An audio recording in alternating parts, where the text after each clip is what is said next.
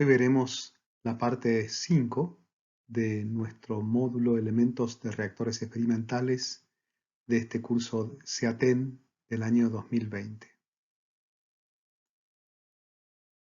Lo que vamos a abordar esta vez es un relevamiento otra vez de las diferentes técnicas neutrónicas y ver cuál es la información que se obtiene a través de diferentes experimentos y también qué tipo de aplicaciones prácticas se realizan actualmente con estas técnicas y con esta instrumentación neutrónica.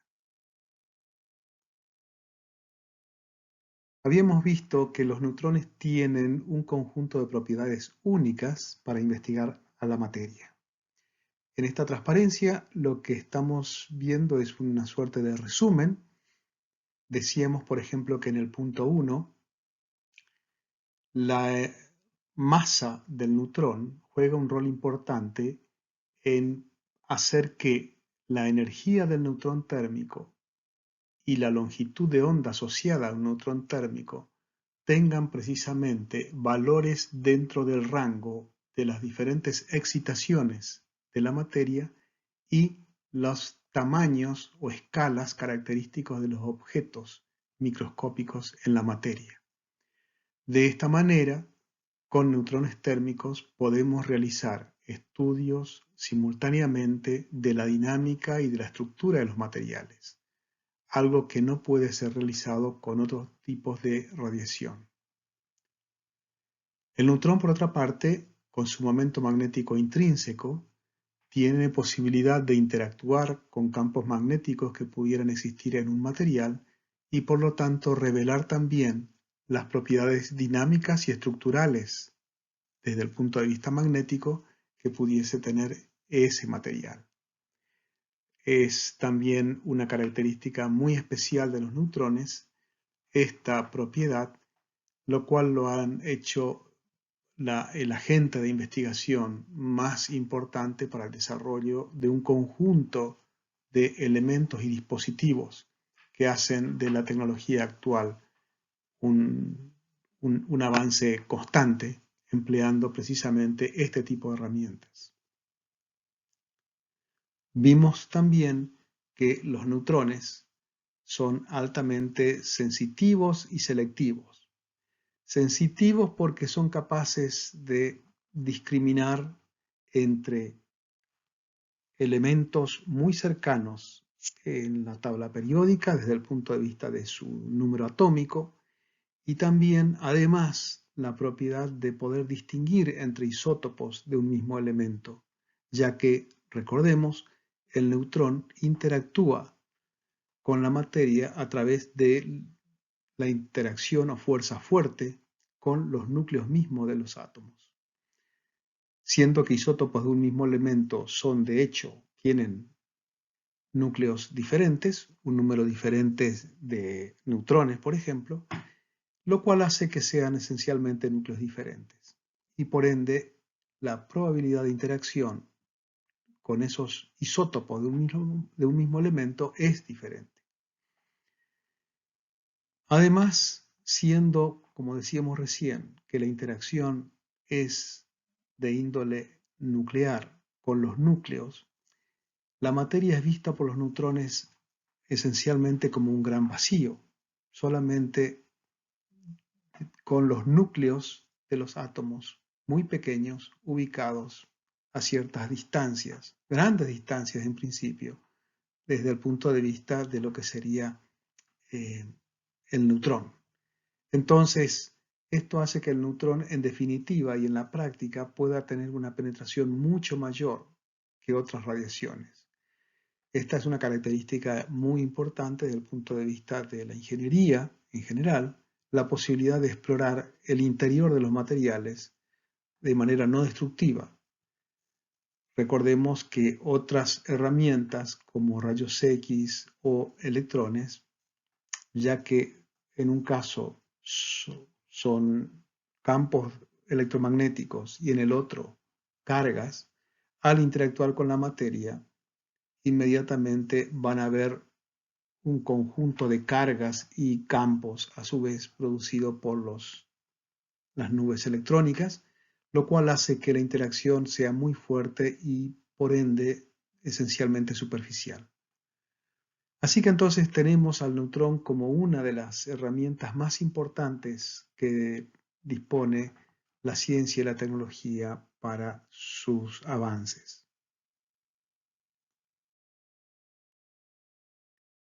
El proceso de scattering o dispersión de neutrones es esencialmente el que se muestra ahí. Es el típico proceso de scattering de una partícula por un blanco o una radiación. Recordemos que desde el punto de vista cuántico, las ondas o partículas o el comportamiento ondulatorio o de partícula son diferentes formas o dos formas para una misma entidad. En este caso estamos hablando del neutrón.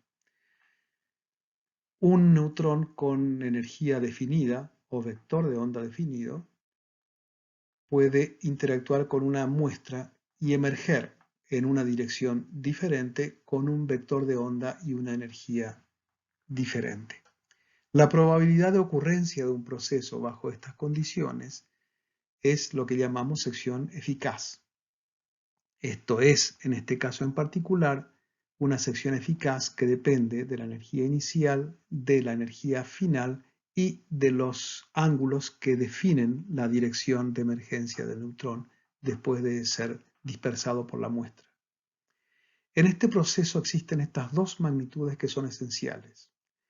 El cambio de energía, h omega, que es la diferencia entre la energía del neutrón inicial y la energía final, y el cambio en el vector de onda.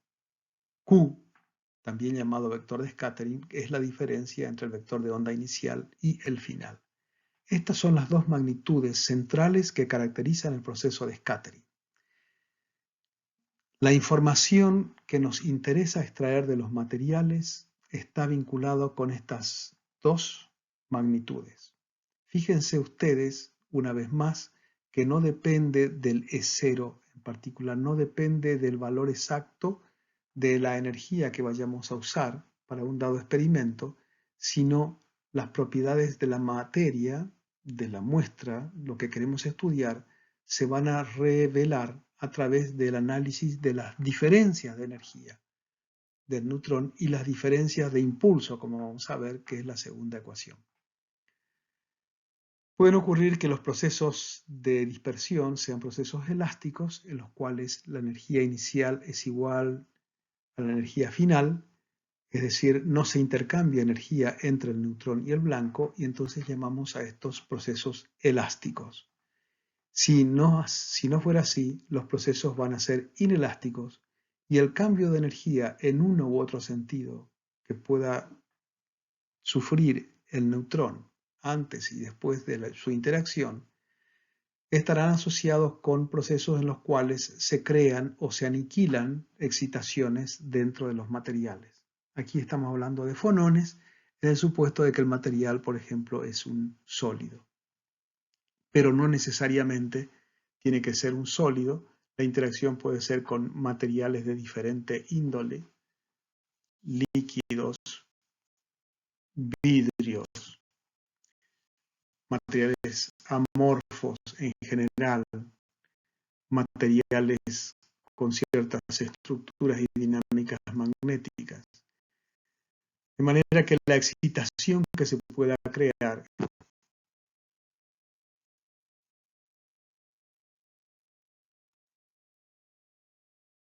entonces, en el proceso de interacción de los neutrones lentos con la materia, es interesante tener en cuenta lo siguiente.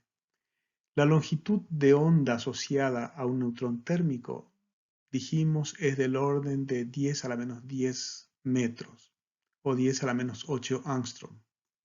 Mientras que, por otra parte, la dimensión característica del núcleo atómico, por ejemplo, su radio, es del orden de 10 a la menos 15 metros. Esto quiere decir que desde el punto de vista de la longitud de onda de ese neutrón térmico, el núcleo con el cual interactúa es esencialmente un punto. Esto nos permite describir el potencial de interacción entre el neutrón y los materiales con esta función de tipo deltiforme. El neutrón va a interactuar con un núcleo que se encuentra en el punto R del espacio tridimensional y lo va a hacer con una amplitud de probabilidad caracterizada por esa letra B. Ese valor B se mide experimentalmente, en principio. A esta expresión que tenemos ahí, que naturalmente es una aproximación, le llamamos el pseudopotencial de Fermi. Como decíamos recién, matemáticamente es una expresión deltiforme y está expresando el hecho físico que los núcleos atómicos son sumamente pequeños en escala espacial frente a la longitud de onda, o si ustedes quieren, a la dimensión que caracteriza al neutrón térmico. Como decíamos recién, ese valor B, llamado longitud de scattering, normalmente va a tener valores de alrededor de 10 a la menos 14 metros y se miden experimentalmente. Vamos a encontrar, si vamos a las tablas donde están esos valores, que existen a partir de ellos dos secciones eficaces que caracterizan a la intensidad con que un dado nucleído dispersa neutrones. Esas son las secciones eficaces coherente y la sección eficaz incoherente. En cierto modo, y como ven ustedes, la sección eficaz coherente está vinculado con el valor medio de las longitudes de scattering de los diferentes centros dispersores en los materiales, mientras que la sigma incoherente está asociado con la dispersión cuadrática media de esos valores. ¿Qué se quiere decir con esto? Imagínense ustedes que estamos hablando, por ejemplo, de que yo tengo un conjunto de nucleídos e imaginemos que esos nucleídos que conforman el material muestra, el blanco que va a dispersar neutrones, fueran todos idénticos. Fueran todos idénticos y con spin nuclear 0. Si son todos idénticos, entonces todos tendrán el mismo valor de B, por una parte. Y luego, entonces, solamente va a existir en ese caso la sección eficaz coherente. Y la sección eficaz incoherente va a ser 0 porque no hay dispersión de valores, son todos idénticos. Cuando yo dije que supongamos que el spin nuclear de todos los núcleos que estoy considerando fuera 0, es también para evitar la posibilidad de que, si el spin fuera diferente de 0, el acoplamiento entre el spin del neutrón que llega y el spin del núcleo con el cual interactúa puede darse en condiciones de acoplamiento par o acoplamiento impar, es decir, paralelo o antiparalelo, si ustedes quieren, con una imagen gráfica. Como las fuerzas nucleares dependen del spin, esto quiere decir que para un mismo nucleído, la interacción, si es con acoplamiento par o acoplamiento impar, me va a dar lugar a dos valores diferentes de B. Y entonces ya tendría yo, a partir de una situación como esa, una dispersión del valor promedio. Y eso daría lugar a lo que se llama entonces una sección eficaz incoherente debido al spin. Bien, por supuesto que si estoy hablando de un material, aluminio por ejemplo, en general vamos a tener sección eficaz coherente e incoherente. ¿Por qué? Y porque no solamente puede haber incoherencia de spin, sino que el aluminio, el elemento aluminio, puede contener una cierta concentración de equilibrio de diferentes isótopos. Y cada uno de esos isótopos del mismo elemento químico aluminio va a tener diferentes longitudes de scattering. En este caso, vamos a estar hablando también de una dispersión de valores de B, pero debido a lo que llamamos incoherencia isotópica. Bueno, Si van ustedes en definitiva a una tabla de secciones eficaces para diferentes elementos, van a encontrar valores como los que están indicados acá.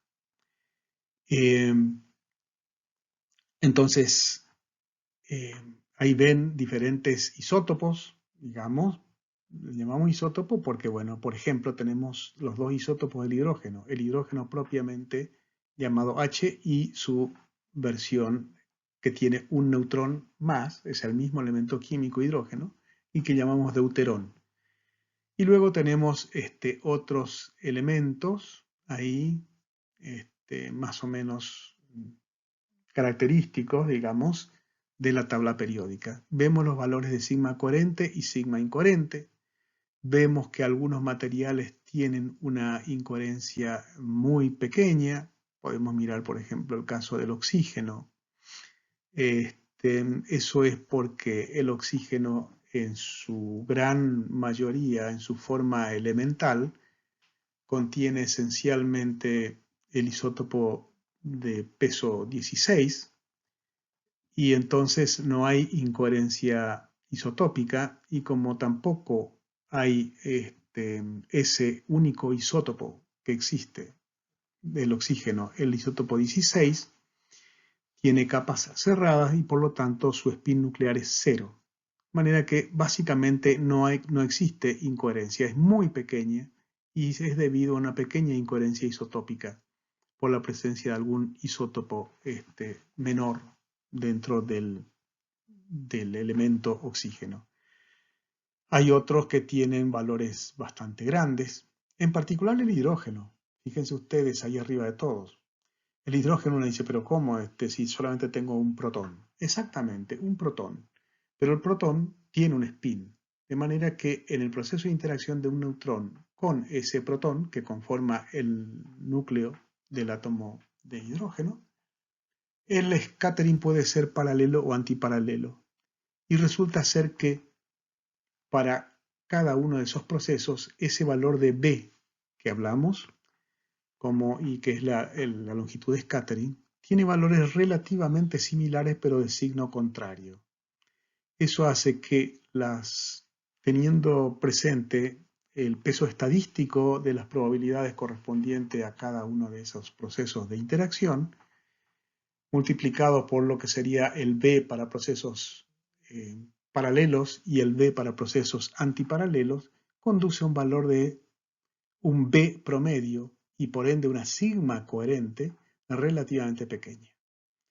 Mientras que, como dije antes, por ser valores que casi son muy similares y de signo opuesto, la dispersión es máxima y por lo tanto tiene una gran sección eficaz incoherente, el scattering de neutrones por hidrógeno. Esto es muy importante porque esto hace que los neutrones puedan ver al hidrógeno, pueden sentir el efecto del hidrógeno de manera muy intensa, mientras que para otros tipos de radiación es prácticamente imposible detectar al hidrógeno que tiene un solo electrón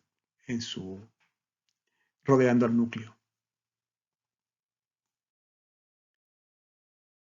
Entonces dijimos que en un experimento en particular, lo que uno obtiene como resultado es una magnitud que le llamamos sección eficaz doble diferencial y que es el miembro de la izquierda en la igualdad de la ecuación superior.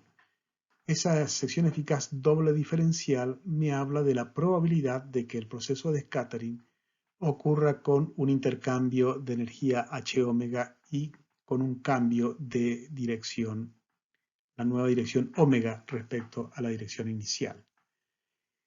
Y el miembro de la derecha me dice que esa probabilidad, fundamentalmente vinculada con lo que uno observa experimentalmente, se vincula o se relaciona con otras magnitudes perfectamente definidas. Fíjense ustedes, lo primero que aparece es una relación que dice K sobre K0. Teniendo presente el significado de los módulos del vector de onda, eso es lo mismo que decir V sobre D0. es un cociente de la velocidad emergente a la velocidad incidente. Luego aparece una sigma sobre 4pi, es decir, una magnitud que me caracteriza la intensidad de la interacción entre el neutrón y el núcleo que compone la muestra. Algo que está tabulado, esencialmente. Y luego aparece una magnitud, una función S de Q y de omega. Es decir, que depende exclusivamente de la transferencia de impulso Q y de la transferencia, debería decir exactamente, H barra Q y de la transferencia de energía H barra omega. Lo que se muestra en la ecuación de abajo es la expresión que tiene, por ejemplo, esa S de Q y omega para el caso de un sistema molecular. En realidad, eso que ustedes están viendo ahí, que si lo miran con cuidado, es la transformada de Fourier de una función de correlación cuántica que me está correlacionando operadores cuánticos de posición y tiempo. Entonces me van a decir fundamentalmente dónde están ubicados los diferentes centros dispersores que componen a la muestra que yo estoy estudiando y de qué manera se están moviendo en el tiempo esos centros dispersores. Formalmente, esa es la expresión de la S de Q y omega. Por supuesto que, como siempre, no la podemos calcular así como de primeros principios, en el sentido de que para hacerlo deberíamos conocer todos los estados posibles para el sistema que yo quiero estudiar. Y si yo conozco todos los estados, quiere decir que ya no necesito estudiar ese sistema porque conozco todo de él. En general, entonces, yo no puedo conocer a priori todos los estados y lo que estoy haciendo con este experimento es encontrar la forma que tiene esa función S de Q y omega. Esto es lo mejor que yo puedo hacer. Lo que entonces estoy mostrando en esta transparencia es, en la ecuación de arriba, en particular, a la izquierda, el miembro de la izquierda, podríamos decir, es lo que yo observo experimentalmente. Por cierto, tendría que hacer algunas correcciones experimentales cuando quiero pasar de realmente las intensidades que vienen de mi instrumento y esa sección eficaz doble diferencial. Pero luego la relación se relaciona eso de manera muy directa con estas otras cantidades que están escritas ahí. Como ven ustedes, esa relación es extraordinariamente sensible. Esta es una de las características más importantes de la dispersión de neutrones por la materia. Me permite estudiar de manera prácticamente directa a las propiedades del material, sin tener que hacer mayores correcciones o hipótesis. Por supuesto, la vida no es en la práctica tan simple como lo que acabo de decir y va a haber que hacer un conjunto de correcciones. Pero en principio, a priori, existe una relación sencilla y directa entre experimento y teoría.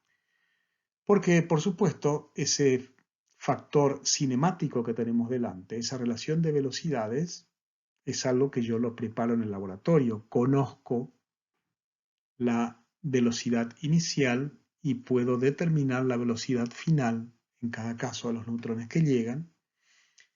Y también conozco a priori cuál es el material que estoy estudiando, de qué está hecho, qué aleación es.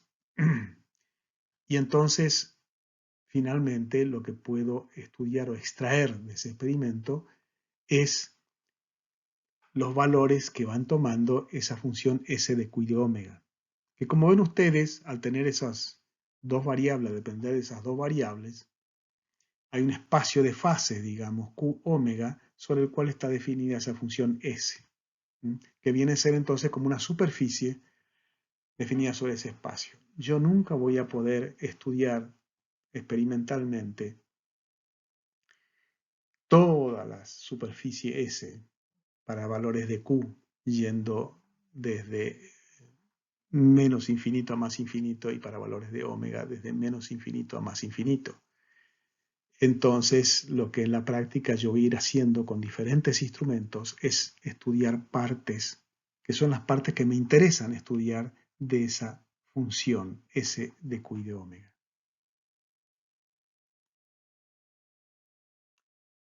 Aquí de nuevo tenemos en la ecuación primera una descripción levemente más completa de la vista en la transparencia anterior, donde vemos que la sección eficaz doble diferencial entonces puede ser escrita de manera más apropiada como un desglose entre parte coherente y parte incoherente.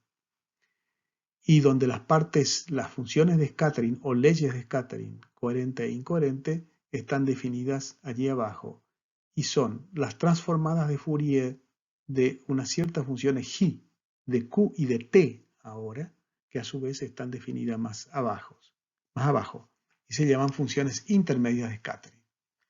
Una J coherente y una J incoherente, que como ven ustedes dependen de Q y de T.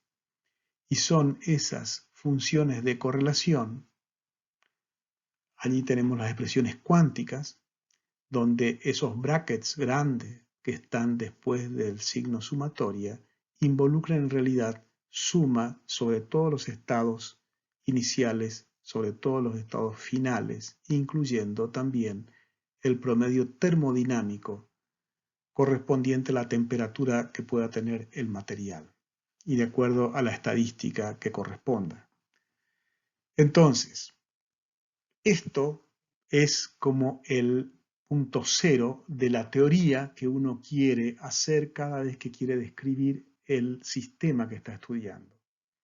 ¿Sí? Aquí uno va a empezar a poner modelos para hacer esa descripción y por supuesto de esa manera uno va a llegar a escribir, a encontrar expresiones, fórmulas o valores para ese de Q y de omega, parte coherente y parte incoherente, y entonces los tendremos que comparar con los experimentos de acuerdo a la ecuación primera. Como se dice ahí abajo, estas funciones de correlación, ya sean las leyes de scattering o sus transformadas de Fourier, que son las funciones intermedias de scattering, contienen y encierran toda la información sobre el sistema que yo quiero estudiar, tanto desde el punto de vista estructural como dinámico.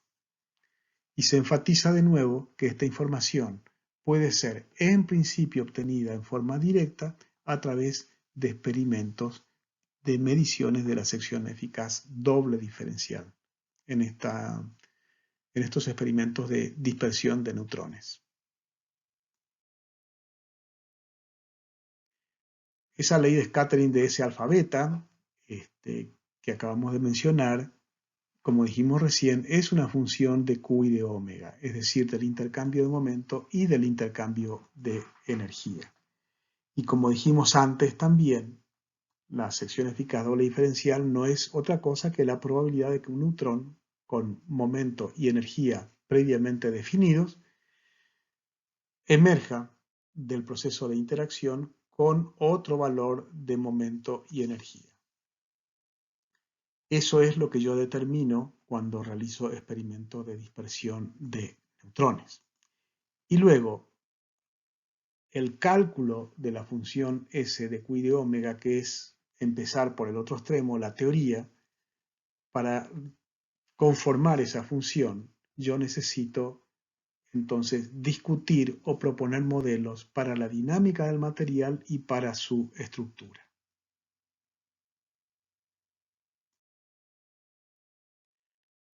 Así entonces, y un poco recapitulando, hablar de dispersión de neutrones, entonces significa decir que uno pretende determinar el momento que se intercambia y la energía que se intercambia en un proceso de dispersión de un neutrón por un dado material al cual uno quiere estudiar.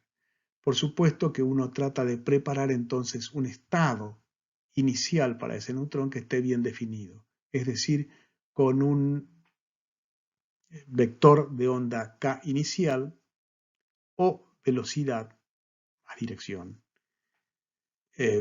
o energía bien definida para ese estado inicial. Y luego uno mide con instrumentos apropiados el estado final del neutrón, ya sea en términos de su vector de onda, o momento o energía.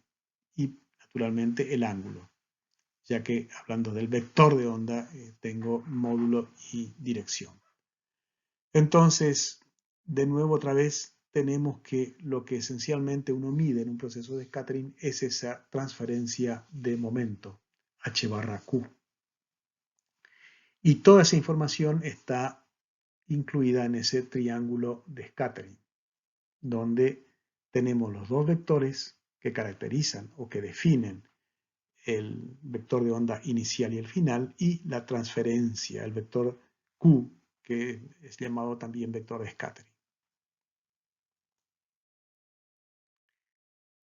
Solamente a fines de recordar cuáles son las relaciones entre impulso, vector de onda y longitud de onda y energía para el caso del neutrón, el cual a veces se comporta como partícula, a veces se comporta como onda, pero que en definitiva tiene un conjunto de valores que caracterizan su estado, así como hablamos nosotros de energía e impulso P, si estamos hablando de una partícula, son las ecuaciones a la izquierda dentro de ese recuadro, mientras que si estamos hablando de una onda, ese momento P se expresa usualmente como un vector de onda K. Y la relación entre P y K es precisamente a través de la constante de Planck dividida a 2pi, que es ese h barra que está ahí.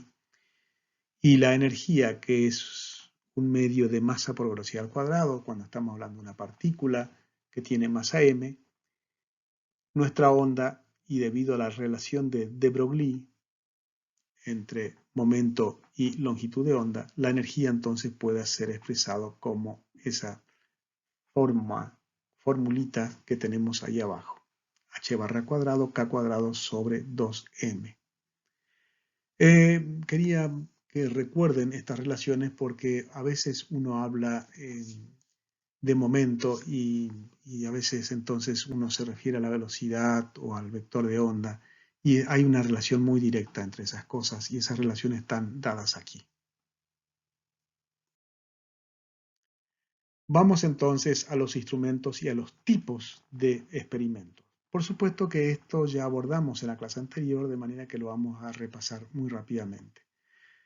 Tenemos un difractómetro de neutrones, que es un dispositivo como el que se muestra de manera esquemática en este dibujo. Tenemos una fuente de neutrones, ¿sí?, que desde abajo a la izquierda, digamos, hace incidir, nos envía un haz de neutrones que es multicolor, multienergético, con una distribución de Maxwell, digamos, de neutrones que caen sobre un monocromador.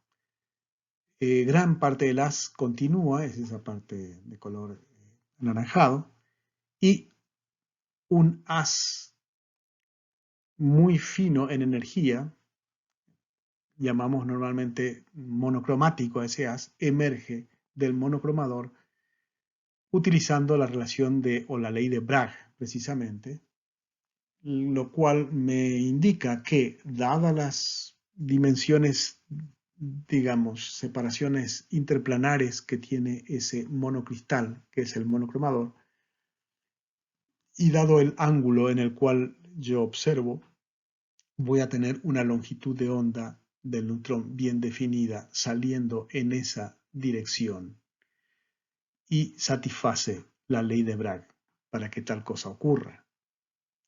¿Sí? Entonces, esos neutrones monocromáticos ya van a incidir sobre la muestra y de ahí van a ser dispersados. Dijimos que, por supuesto, la dispersión podrá ser elástica e inelástica. En un caso, si es elástica, solamente voy a poder observar la estructura que pueda tener ese material, ya que no voy a tener información sobre la dinámica. Si no hay cambio de energía, yo no puedo saber cómo es la dinámica del material, porque el material no me absorbió ni me entregó energía alguna al neutrón, entonces decía, cae un haz monocromático sobre la muestra, emergen haces de todos los colores y en todas direcciones. Lo que ocurre es que yo voy a poner un detector, como está acá, a un cierto ángulo y voy a observar la intensidad de neutrones que son dispersados en ese ángulo. En este caso yo no hago ningún análisis en energía de las que emergen en cada dirección del proceso de scattering sobre la muestra. A los fines de definir una transferencia de impulso, yo voy a considerar que la parte más importante del haz dispersado, que son aquellos neutrones que no han sufrido cambio en su energía, es decir, procesos de scattering elástico, entonces lo que yo hago en definitiva es, en este experimento, extraer información de la intensidad que es dispersada en función del ángulo de scattering, es decir, el ángulo que forma el haz incidente monocromático y el ángulo que forma la posición del detector que se va moviendo, por supuesto, y yo voy anotando el contaje en función del ángulo de dispersión. Esa intensidad en función del ángulo de dispersión es lo que uno llama un difractograma, tanto en el campo de rayos X como en el campo de los neutrones, y él va a contener, ese difractograma va a contener información sobre la estructura del material que compone a mi muestra. Por supuesto, lo que están viendo acá es un sketch, nada más. Un difractómetro un poco más real sigue siendo algo que se aproxima a la realidad, ¿no es cierto? Pero, por supuesto, sirve muy bien a los efectos de describir el instrumento. Esto es un difractómetro. Tenemos el haz de neutrones proveniente del reactor, que vienen desde la derecha, inciden sobre ese monocromador que está en el centro de un tambor muy grande que tiene que blindar el resto del espacio externo donde está el difractómetro, tiene que ser una zona con una dosis suficientemente baja como para que no se vaya a contaminar o elevar los niveles de radiación en el laboratorio experimental. Entonces decíamos, viene el haz multi o policromático, incide sobre el monocromador, se satisface en alguna dirección la ley de Bragg para una dada longitud de onda, que es entonces la que se extrae y se hace incidir sobre la muestra. Esa longitud de onda bien definida es lo que me da ese estado inicial bien definido, ese K0, porque estoy hablando de una longitud de onda, eso quiere decir una energía, y como la dirección está definida, tengo entonces un vector de onda bien definido, la muestra, y luego tengo un detector que es un multidetector, que tiene muchos detectores para simultáneamente poder realizar el contaje y aprovechar entonces a los neutrones que están siendo dispersados en diferentes ángulos. Esos multidetectores tienen toda su electrónica asociada y simultáneamente entonces yo puedo ir contando la intensidad que llega a cada detector, es decir, a cada ángulo de scattering. Lo que voy a obtener en este tipo de experimentos son diagramas, y acá están como volcados todos juntos. ¿Por qué digo todos juntos? Porque en abscissa la variable que importa es ese vector de scattering Q, como dije antes. Sus unidades pueden ser nanómetro a la -1 o Armstrong a la -1. Pero además acá está puesto en escala logarítmica, subtendiendo 6 órdenes de magnitud. 6 órdenes de magnitud es casi como hablar de 6 órdenes de magnitud. 6 órdenes de magnitud en Q es casi como 6 órdenes de magnitud también en el espacio real. Imagínense ustedes que no existen entonces instrumentos que puedan medir de punta a punta sobre ese rango. Existen diferentes instrumentos que van a medir los efectos que se manifiestan en diferentes porciones de todo ese amplísimo rango de Q. Y esos efectos que se van a manifestar, esas características que tiene la intensidad que yo pueda observar, va a estar asociada con la escala del objeto que estoy estudiando o también de los procesos que están involucrados o asociados a esos objetos. Primer cosa, ¿qué tiene que ver Q con el ángulo de scattering? Bueno, recordemos la ley de Bragg una vez más. Y en particular existe, como decíamos, también una relación perfectamente definida entre el módulo del vector de onda, la longitud de onda asociada al neutrón. Y por supuesto la otra variable que interviene es el ángulo. Es decir, yo acá estoy imaginando que mido procesos elásticos en principio. El módulo del K final de mi triángulo de scattering es igual al módulo del vector de onda inicial. Todo lo que cambia es el ángulo de scattering. Eso quiere decir que el cambio de impulso Q, recordando ese triángulo de scattering, va a ser la base, digamos, de un triángulo isósceles.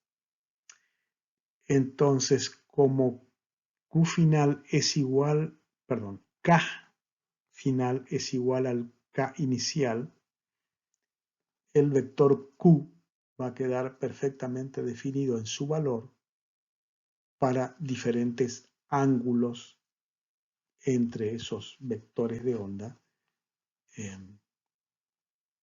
que en definitiva me van a dar el valor de Q en función del ángulo. Yo podría haber dicho, uso en mi instrumento un K inicial dado y mi detector, que está ubicado a tal ángulo, me está midiendo una cierta intensidad. El que está en otro ángulo me mide otra intensidad y así yo podría hacer un gráfico parecido al que están viendo acá, pero donde en abscisa podría tener ángulo, ángulo de dispersión. La transformación de ángulo a Q entonces es directa si ustedes observan la geometría de ese triángulo de scattering. ¿Está bien? Bueno, ¿y para qué sirve esto? De nuevo, este es un ejemplo concreto que al usar esta variable que está acá, Q, cualquier forma que yo vaya a ver para la intensidad de dispersión en función de esta variable Q, para un dado material, va a ser la misma y me va a aparecer exactamente donde, en el rango de Q que corresponda, cualquiera sea el instrumento que yo mida, que use para medir, cualquiera sea el K0 inicial, porque lo que importa es la diferencia entre el K0 y el K. Lo que importa es el vector de scattering, no el valor inicial. Entonces, por supuesto, esto va a ser exactamente el mismo gráfico cuando yo ponga las cosas en términos del vector de scattering, pero por supuesto va a ser diferente si yo uso el ángulo de scattering, porque entonces voy a tener que decir además cuál fue el K0 inicial. Y bueno, como dije antes, el K0 va a depender del monocromador que yo vaya a usar en cada instrumento.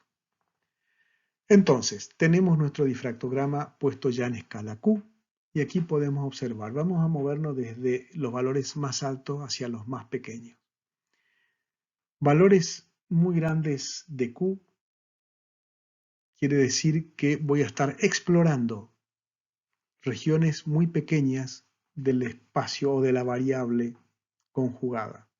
La variable conjugada al impulso, porque Q es un impulso, si yo lo multiplico por el escalar h barra, entonces su variable conjugada es el espacio. Quiere decir que los valores muy altos de Q van a estar controlados o debidos a lo que pueda ser una estructura, ¿no es cierto?, de muy corta o pequeña escala. Por ejemplo, ahí dice, bueno, para esos valores de Q tan altos, lo que yo puedo medir es unas distancias o la estructura que pudiera tener una molécula muy pequeñita, como por ejemplo la molécula de hidrógeno, que son 2 hidrógenos, separa una distancia pequeña en angstrom. Luego, si vamos desplazándonos hacia la izquierda, vamos a observar que aparece una estructura como ondulante que tiene después un pico mayor. Eso que están viendo ahí es típicamente, ya lo vamos a ver también, es una estructura que uno observa en líquidos o amorfos, ¿sí? Y esa estructura tiene que ver con dos aspectos que definen a un líquido. Si es un líquido molecular, agua, por ejemplo, es lo que van a estar definiendo esa primera curva con ondulaciones, son la estructura de la molécula de H2O y también cuál es la correlación entre moléculas. Es lo que llamamos la estructura del líquido, las posiciones de los centros moleculares. La estructura de un líquido como el agua o cualquier otro líquido tendrá esa forma característica, esa pinta. Por supuesto, las ondulaciones en sus amplitudes y posiciones van a depender del sistema del cual yo esté hablando. Y entonces ya como que tengo que ir usando diferentes instrumentos a medida que me voy cambiando el rango de valores de Q. Luego, moviéndome siempre hacia la izquierda, me van apareciendo otras características, otras propiedades, por ejemplo, ya lo que podríamos llamar un cierto ordenamiento en aleaciones metálicas, digamos, estructuras, ¿no es cierto?, un poco mayores que las que componen un líquido, aglomerados, ¿sí?, en una aleación. Y si me sigo moviendo más hacia abajo, voy a entrar en el rango de lo que se llama pequeño ángulo. Y a pequeño ángulo yo puedo estudiar ya otros objetos de mayores dimensiones, por ejemplo, los defectos que puedan haber en materiales. Puedo también observar objetos de otras dimensiones como poros, como lo que podían ser pequeños objetos. Ahí aparece fundamentalmente todo lo que tiene dimensiones nanoscópicas. Todo lo que tiene dimensiones nanoscópicas. La tecnología de los nanomateriales está en gran desarrollo. Podemos observar perfectamente bien con neutrones, observar la estructura y las propiedades y características de esos sistemas nanoscópicos, que son muchas y muy complejas. Esas propiedades y características van a aparecer por ahí centradas alrededor de 10 a la menos 2 o 10 a la menos 3 nanómetro a la menos 1. Y bueno, y más abajo aún me aparecen objetos de dimensiones todavía mayores que pueden darse en los materiales, como dice ahí, por ejemplo, microcracks o grandes poros o clústeres en materiales. Todo eso entonces podemos ir estudiando con difracción de neutrones en diferentes materiales. Dependiendo de lo que querramos explorar y estudiar, vamos a tener que usar diferentes instrumentos, porque esos diferentes instrumentos me van a permitir cubrir diferentes rangos de esta escala de abscisas o de vectores de scattering Q.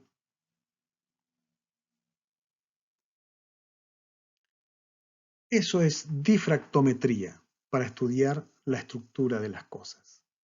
Para estudiar la dinámica usamos espectrómetros. Y lo que tenemos acá son unos sketch donde mostramos dos tipos de espectrómetros que uno puede encontrar usualmente en un reactor o vinculados a un reactor.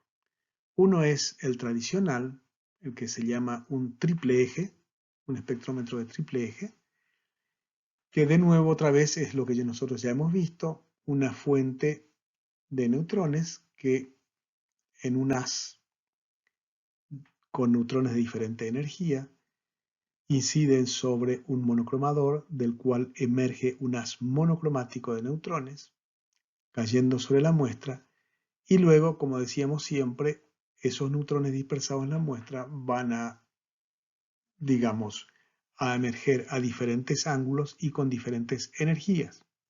Entonces, para analizar para cada ángulo a las energías, yo necesito ubicar un analizador en mi espectrómetro y eso es lo que aparece en ese gráfico de la izquierda, de acuerdo al modelo que ya hemos visto en la clase anterior. Es decir, la existencia de un analizador, el cual, utilizando otra vez la ley de Bragg, es capaz de analizar y separar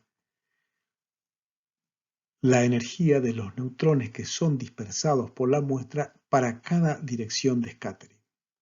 ¿Está? El otro instrumento que aparece a la derecha es un instrumento también sencillo, pero donde estamos utilizando otro mecanismo para determinar las magnitudes que nos interesan.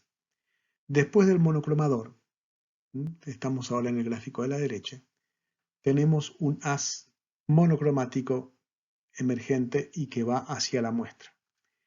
Se intercala lo que se llama un chopper. Un chopper es un dispositivo que me va cortando, chopea el haz y deja pasar pulsos. Entonces, pasa un pulso por el chopper, deja pasar un pulso de neutrones que ya tienen una energía perfectamente definida por el monocromador.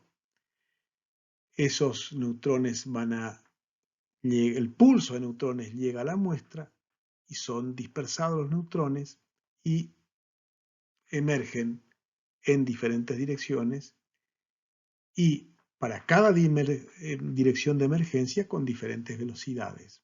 Por eso es que ahí aparecen un conjunto de Bs, unos, vectorcitos, como con diferentes colores yendo hacia el detector. Entonces, como yo sé que los neutrones incidentes tenían una velocidad bien definida, y como yo conozco el camino, la distancia entre el chopper y la muestra, y luego entre la muestra y el detector, yo puedo conocer el tiempo que tardaron los neutrones, el pulso de neutrones en ir desde el chopper hasta la muestra, porque conocía la velocidad de esos neutrones, y el chopper me lanzó el pulso, y luego yo conozco la longitud de vuelo, como se llama, entre la muestra y el detector. El tiempo total o tiempo de vuelo se mide cada vez que llega un neutrón al detector proveniente de cada pulso producido por el chopper y que, como dije antes, como yo conocía ya el tiempo de vuelo inicial, porque conocía la velocidad inicial, puedo conocer cuál es la velocidad de los neutrones que me están llegando para diferentes valores de tiempo de vuelo sobre mi detector. ¿Sí? Entonces, de esa manera también voy barriendo los valores de Q y de omega con uno u otro tipo de instrumento. Uno es un instrumento que es totalmente continuo, ¿sí? Mientras que el otro no es continuo y utiliza la técnica de tiempo de vuelo. El segundo instrumento tiene, por así decirlo, la desventaja que solamente va a utilizar de todo el haz continuo que llegaría en el primer caso a la muestra, el instrumento de la derecha, a través del chopper, lo recorta y solamente deja pasar pulsos. Pero por otro lado, cuando llega al detector, ya allí yo puedo ir conociendo para ese ángulo en particular de dispersión, yo puedo conocer la energía, la distribución de energía de los neutrones que han salido de la muestra en ese ángulo particular. Así que bueno, son instrumentos también muy utilizados, uno u otro tipo. El instrumento en particular correspondiente al primero de ellos, bueno, ya lo habíamos visto antes, tiene esta pinta. Hay un haz policromático que llega al monocromador, de allí se monocromatiza el haz utilizando la ley de Bragg. Ese haz monocromático cae sobre la muestra, que es ese punto rojo, y de ahí, bueno, para cada ángulo de scattering tengo ubicado he movido o he definido un ángulo de scattering por la posición de ese analizador, el cual al moverse otra vez y empleando la ley de Bragg me dice cuál es la distribución en energía de los neutrones que fueron dispersados por la muestra en la dirección que queda definido entre la muestra y el analizador, que es el ángulo de scattering, comparado con la dirección de incidencia de la